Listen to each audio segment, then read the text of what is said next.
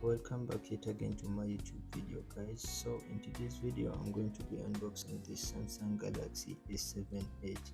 Remember, this is one of the game changers of Samsung phones, and it was packaged very well, as you can see. So this phone was one of the lightest phones Samsung has ever made, and it was only 157 grams. As you can see, this phone had only 5.5 inches. You can imagine.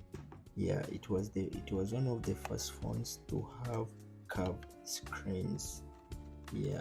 This phone came with a SIM card remover and comes with all accessories, like not these phones of today's. In 2023, you can imagine, it is still a nice phone to use in 2023. No one should discourage you guys. So this phone comes in 32 GB, 64 GB and 128 GB.